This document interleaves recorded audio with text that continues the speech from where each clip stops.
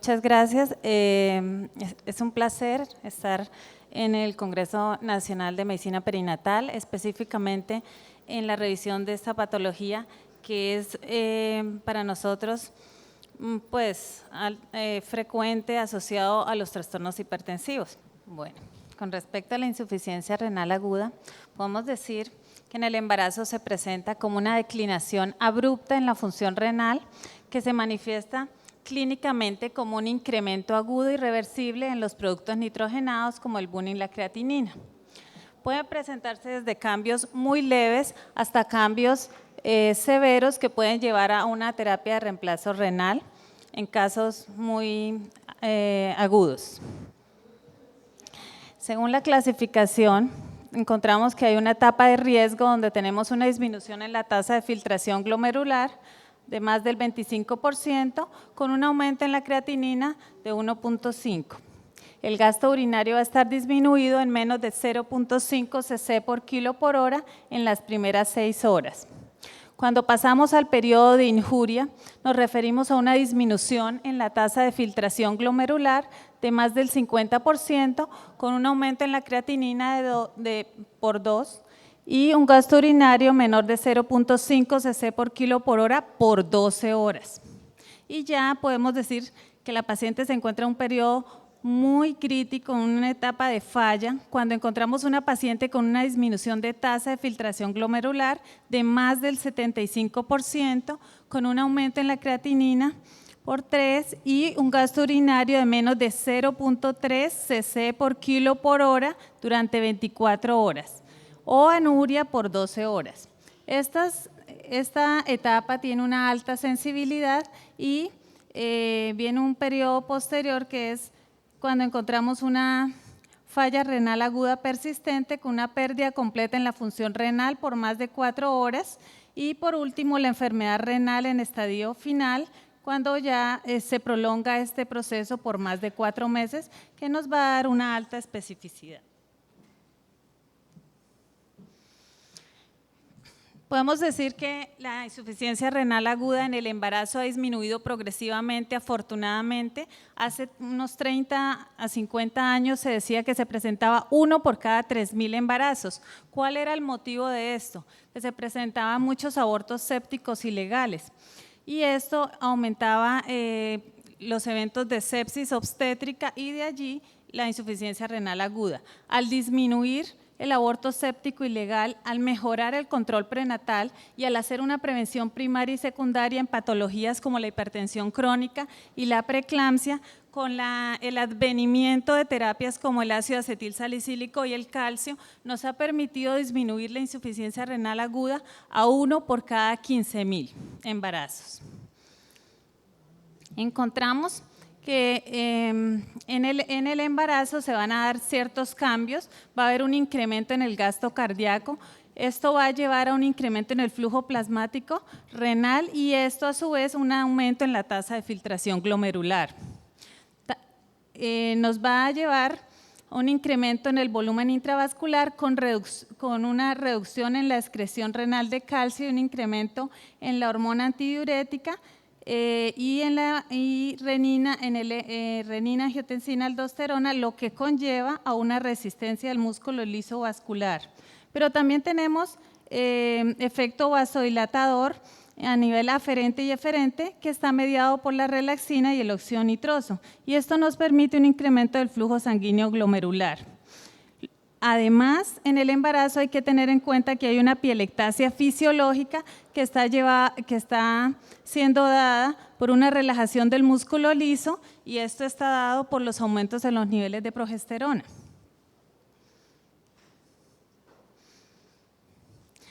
En conclusión, ¿qué sucede? Va a haber un incremento en la tasa de filtración glomerular que va de un 30 a un 70%, una disminución en la creatinina. Decimos que en el embarazo consideramos normal menos de 0.9 y un incremento en la excreción de proteínas y ácido úrico, teniendo como límite en el embarazo los 300 miligramos en orina de 24 horas.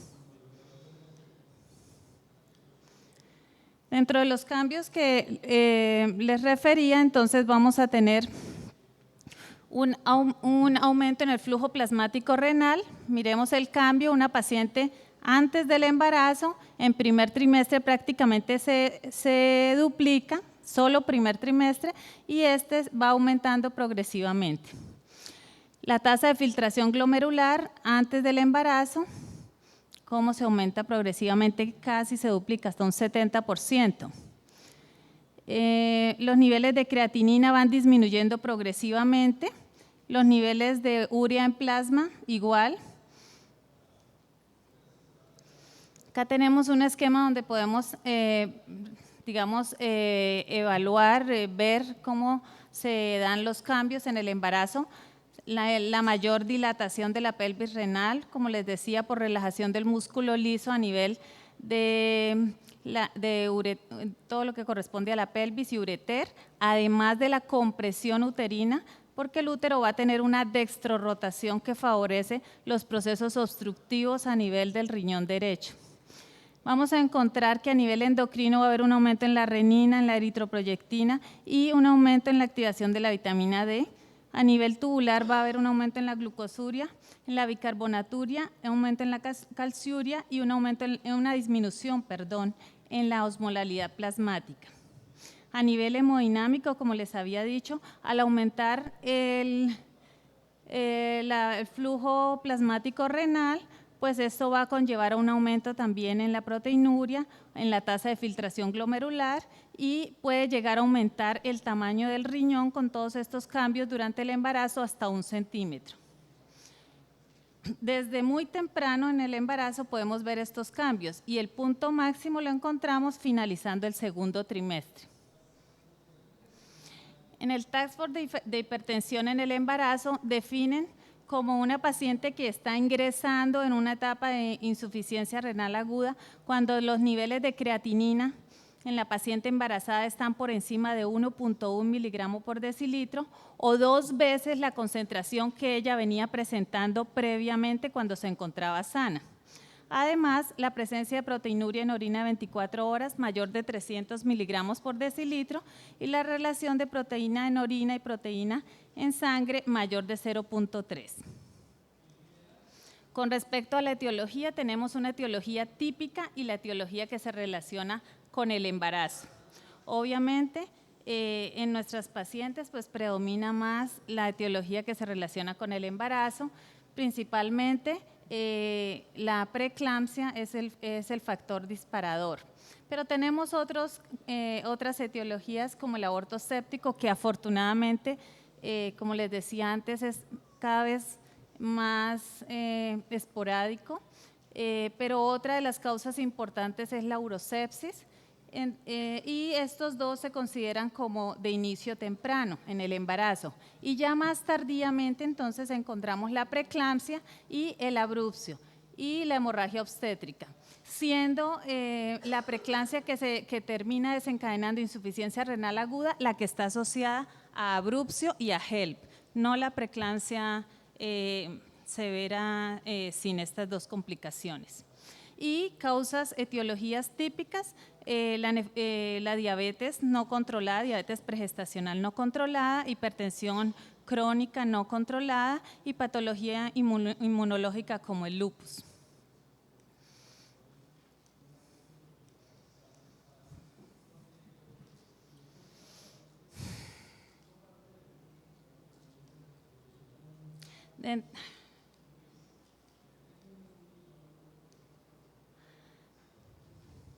Dentro de las formas clínicas de presentación, entonces tenemos la insuficiencia renal aguda prerrenal, que es la más predominante, entre un 60 a un 70%, la insuficiencia renal aguda intrarrenal o parenquimatosa en un 20 a un 30% y obstructiva en un 10%. Para nuestras pacientes obstétricas va a predominar las pacientes con patología prerrenal e intraparenquimatosa y en muy pocos casos, muy raro, la patología de origen obstructivo.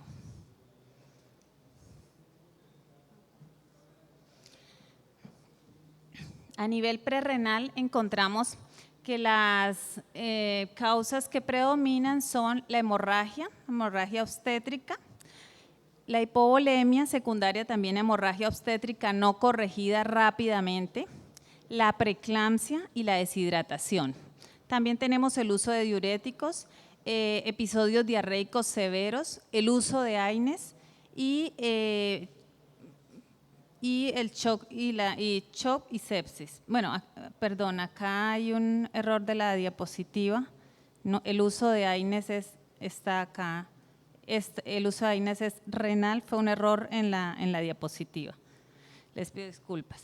A nivel renal tenemos la isquemia, una isquemia prolongada que lleva a muerte celular, necrosis tubular, la nefritis intersticial aguda, los medicamentos como los AINES y los aminoglucósidos, que son medicamentos que antiguamente se usaban en obstetricia, pero que afortunadamente se han ido abandonando por otras opciones farmacológicas. La preeclampsia nuevamente por la glomeruloendoteliosis que se presenta y los agentes de medios de contraste. A nivel posrenal, la obstrucción, que en el caso de las mujeres embarazadas van a ser obstrucciones por miomatosis severa, obstrucciones por embarazos múltiples, que desafortunadamente cada vez son más frecuentes, embarazos gemelares y embarazos triples por técnicas de reproducción asistida que pueden llegar a generar obstrucción importante, sobre todo cuando son en número de 3 o más. El uso de sulfonamidas, el uso de aciclovir y, bueno, lo que les decía, la obstrucción mecánica como tal, y también la urolitiasis entra a jugar un papel importante. Entonces tenemos que las pacientes van a, en la fisiopatología de la insuficiencia prerrenal, van a estar expuestas a diferentes causas. En el caso de nuestras pacientes obstétricas, la principal etiología desencadenante es la hipovolemia por hemorragia obstétrica y en algunas ocasiones la sepsis de origen urinario.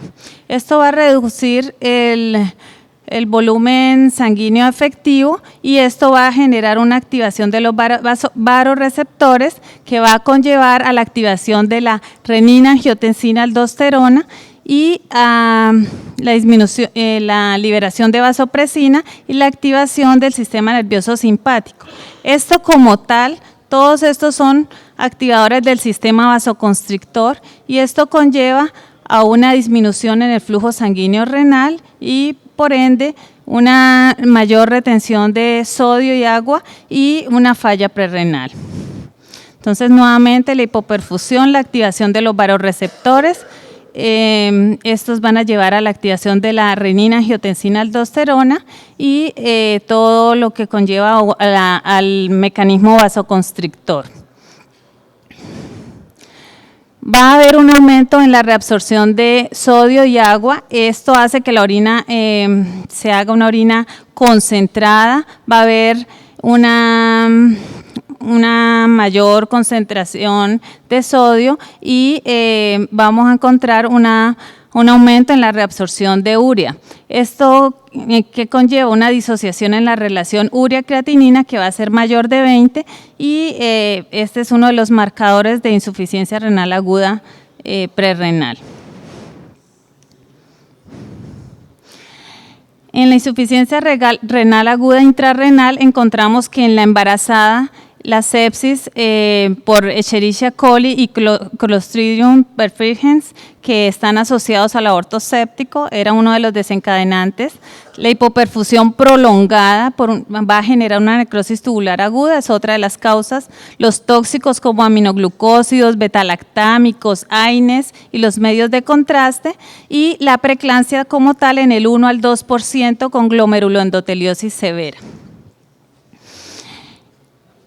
En la insuficiencia renal aguda intrarrenal vamos a encontrar una necrosis tubular en el 85%, una nefritis intersticial en el 10%, una glomerulonefritis en el 5% y de origen vascular en menos del 1%. Vamos a encontrar que se van a presentar unos cambios a nivel de las células tubulares. Estas células Esta es unas células tubulares normales que posteriormente a un periodo de isquemia por una hipoperfusión prolongada van a perder su polaridad y van a perder ese epitelio que es en cepillo, ese epitelio que les hace dar digamos que el cambio principal que se da es la pérdida de la polaridad y la alteración a nivel del epitelio.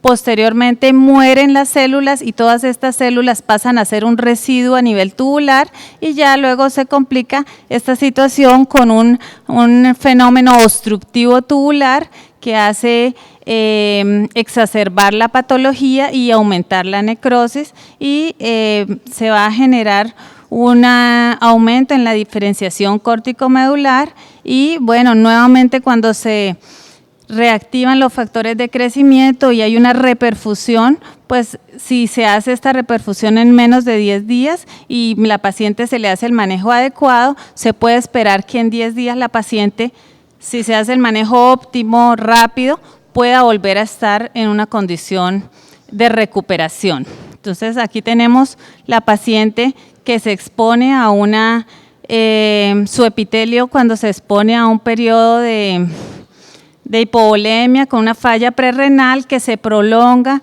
con hipoperfusión y luego hay lesión a nivel tubular y se dan todos los cambios que les he comentado, se da la necrosis, la muerte celular, la diferenciación y luego posteriormente viene la reparación. Si se hace adecuadamente, podemos tener un buen resultado. ¿Cuáles son los fármacos nefrotóxicos que debemos tener en cuenta para evitar, ya que estos nos pueden llevar a esta patología? Como les he dicho, aminoglucósidos, los agentes radiocontrastantes y el cisplatino.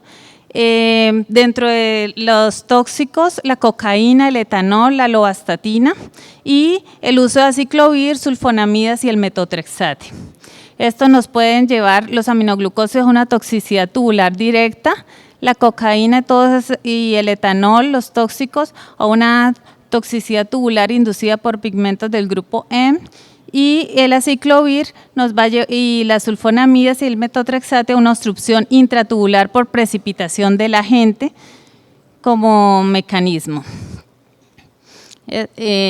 Una imagen de cómo se altera y cómo se genera. Este es un túbulo que está afectado. Aquí hay los acúmulos de todas estas células que entran en muerte celular y pasan a ocupar el túbulo, entonces a llenar el túbulo de depósitos después de que han sido atacadas o expuestas a la toxicidad de estos fármacos.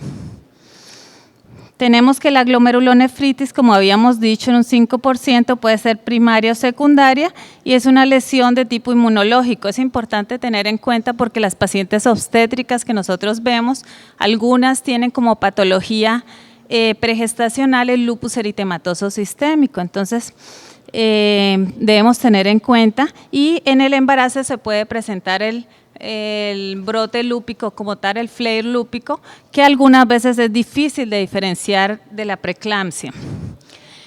Con respecto a la patología posrenal, entonces vamos a encontrar que es principalmente obstructiva, pero en el embarazo las causas, como les he dicho antes, son la miomatosis, el embarazo múltiple, el polidramnios y la urolitiasis.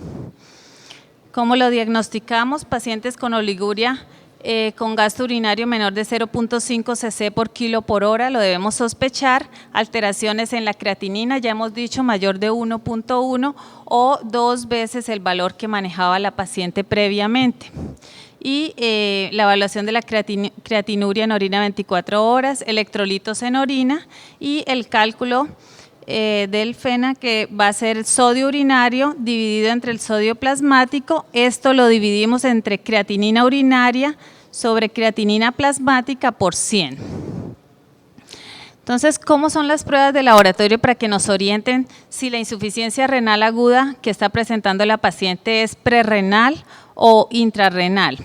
Si el sodio urinario está menor de 10, vamos a orientarnos a que es de origen prerrenal. Si es mayor de 20, es una lesión intrarrenal. Vamos a evaluar el sedimento urinario. Decimos que un sedimento urinario es benigno cuando encontramos cilindros hialinos y no encontramos elementos tubulares o glomerulares. Y decimos que es activo, como hemos dicho antes, porque va a haber necrosis de las células tubulares, entonces vamos a encontrar cilindros de células eritrocitarias o granulares. Y va a alterarse la osmolaridad urinaria, vamos a encontrar en la insuficiencia prerrenal una osmolaridad aumentada mayor de 500, en la intrarrenal de 300 a 500, la densidad urinaria también se modifica, en la prerrenal mayor de 1020, en la intrarrenal de 1010 a 1020.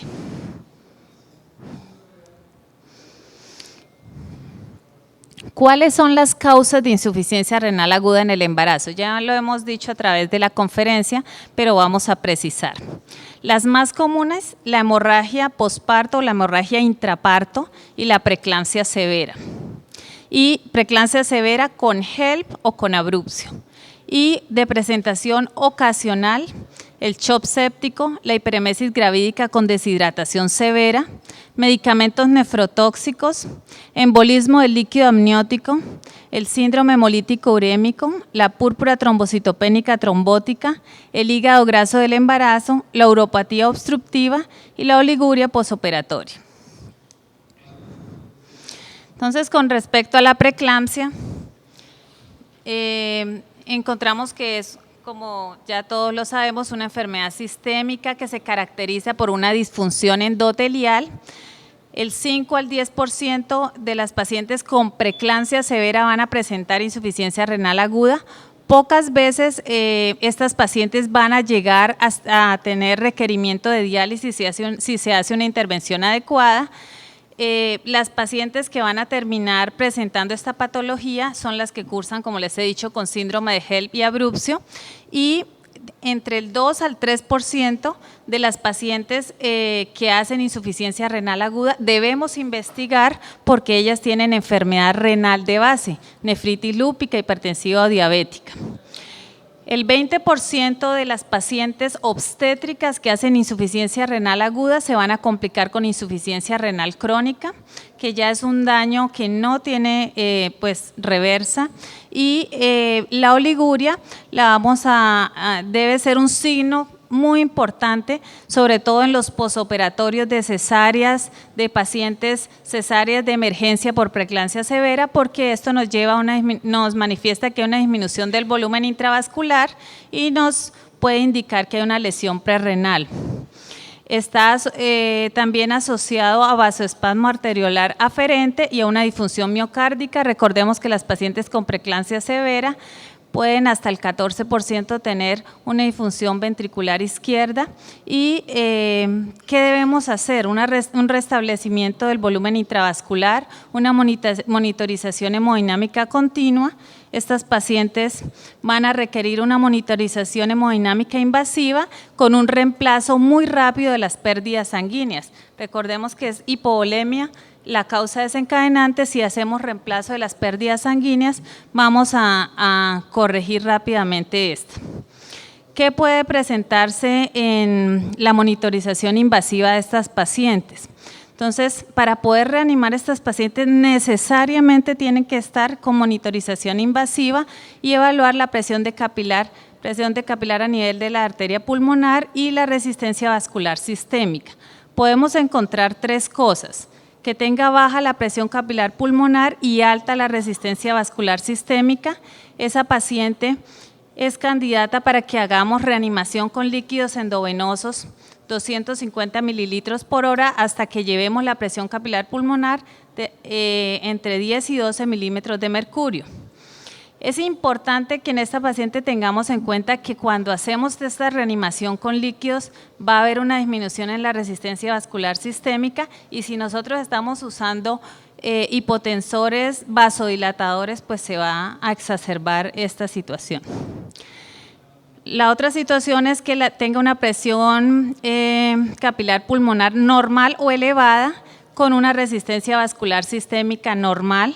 Esta paciente va a requerir terapia con vasodilatadores En ella es una buena estrategia usar dopamina a dosis bajas, 2.5 microgramos por kilogramo minuto. Esto va a inducir una vasodilatación de los vasos renales y va a mejorar el flujo plasmático renal y la diuresis. Y la paciente que tiene una elevación de la presión capilar pulmonar y alta la resistencia vascular sistémica, esto es muy raro que las pacientes se nos presenten en esta situación, con las causas que hemos visto en la paciente obstétrica, pero se puede presentar, y el manejo es con diuréticos y restricción de líquidos endovenosos. Vamos a usar furosemida en infusión continua, 5 miligramos por hora. Las indicaciones para terapia de reemplazo renal en pacientes con preeclampsia. Anormalidades en los electrolitos a pesar de que estemos haciendo el manejo adecuado, hipercalemia severa, por ejemplo, sobrecarga de volumen en una paciente con insuficiencia cardíaca congestiva y edema pulmonar que es refractario al manejo, la presencia de acidosis metabólica severa y la presencia de uremia con BUN mayor de 39 miligramos por decilitro o creatinina mayor de 5.65 miligramos por decilitro. Y es importante que estemos monitorizando los niveles de potasio en estas pacientes porque pueden presentar arritmias que pueden llegar a comprometer la vida de la paciente. Si tiene el potasio mayor de 5.5 miliequivalentes por litro, vamos a evidenciar en el electrocardiograma una onda T picuda y bloqueo auriculoventricular o bloqueo auriculoventricular. También podemos encontrar cuando los niveles de potasio están entre 7 y 7,5, complejo QRS ancho, cuando tenemos niveles de 8 a 9, bloqueo auricular, y más de 9, fibrilación auricular con asistolia. Con respecto a la otra patología que también es muy importante en el embarazo, el hígado graso agudo del embarazo, es una complicación rara que se presenta en el tercer trimestre y en el posparto. Se caracteriza por náusea, vómito, anorexia, epigastralgia, dolor en hipocondrio derecho, cefalea e ictericia. ¿Qué vamos a encontrar en los laboratorios de estas pacientes? La vamos a encontrar hemoconcentrada, con leucocitosis, con hipofibrinogenemia, con tiempo de protrombina prolongado, elevación en las enzimas hepáticas, hiperbilirrubinemia, acidosis metabólica y elevación de creatinina, BUN y ácido úrico. Esta paciente necesariamente requiere manejo en UCI, va a presentar, además puede llegar a presentar edema pulmonar y SRA en un 25%, pancreatitis en un 15%, sepsis en un 10%, y el problema más grande es que va a presentar insuficiencia renal aguda entre un 44 a un 50%. Doctora, estamos sobre el tiempo. Ya va a terminar, doctor. Faltan dos patologías que son los imitadores de la preeclampsia y que nos llevan a insuficiencia renal aguda. Tenemos la púrpura trombocitopénica trombótica, se caracteriza porque hay anemia hemolítica microangiopática y trombocitopenia, son las dos manifestaciones más importantes. Es supremamente raro en el embarazo y en el puerperio, 1 por cada 100.000 embarazos, y se caracteriza porque puede presentar trombocitopenia, anemia, anormalidades neurológicas, fiebre y lesión renal aguda. Que presenten estas 5 características solo el 40% de las pacientes, pero entre el 50 y el 75% presentan las 3 primeras, que es trombocitopenia, anemia hemolítica y anormalidades neurológicas, que es los parámetros por los cuales debemos sospecharla. Lo más importante, cursa con una trombocitopenia severa, menos de 25.000 plaquetas por milímetro cúbico, anormalidades neurológicas variables y fiebre leve, menos de 38.4. La púrpura trombocitopénica trombótica se manifiesta a nivel renal con proteinuria, hematuria y aumento en la creatinuria, y puede llegar a largo plazo a lesión renal. Puede generar falla multiorgánica por microtrombos, y el mecanismo es porque en el embarazo disminuye una molécula que es el ADAM13, que es el que va a controlar los niveles de von Willebrand, y estos, si no están, digamos, controlados en el punto de equilibrio, sino que están aumentados, van a generar microtrombos en toda la circulación. El síndrome hemolítico urémico se presenta siempre en el posparto, produce lesiones microvasculares trombóticas a nivel principalmente renal, se concentra a nivel renal, a nivel de arteriolas aferentes y capilares glomerulares. Es una alteración netamente de la función renal, es más severa mucho más severa que en la preeclampsia y se caracteriza por edema, hipertensión y falla renal. El 40% de las pacientes hacen una fase prodrómica con síntomas gastrointestinales y hay un aumento muy exagerado en los niveles de creatinina, proteinuria y hematuria. La paciente frecuentemente termina en diálisis y anemias severas que pueden requerir transfusiones a repetición y muy pocas veces hacen anormalidades neurológicas. Es importante que tengamos en cuenta estas 4 patologías que les he dicho al final porque son los imitadores de la preeclampsia y a veces nos encontramos con pacientes que están severamente enfermas y sabemos que tienen falla renal, insuficiencia renal, pero no la podemos encajar en cuál de estas. Entonces, estos valores nos pueden orientar para que sepamos cuál de estas es. Para concluir, la insuficiencia renal aguda es una complicación rara durante el embarazo. Obliga a que hagamos una búsqueda de su etiología rápidamente y la tratemos para evitar que la paciente termine en insuficiencia renal crónica y es una entidad que puede ser reversible y de buen pronóstico cuando se hace un manejo multidisciplinario, obstetras, perinatólogos, nefrólogo, intensivista. Muchas gracias.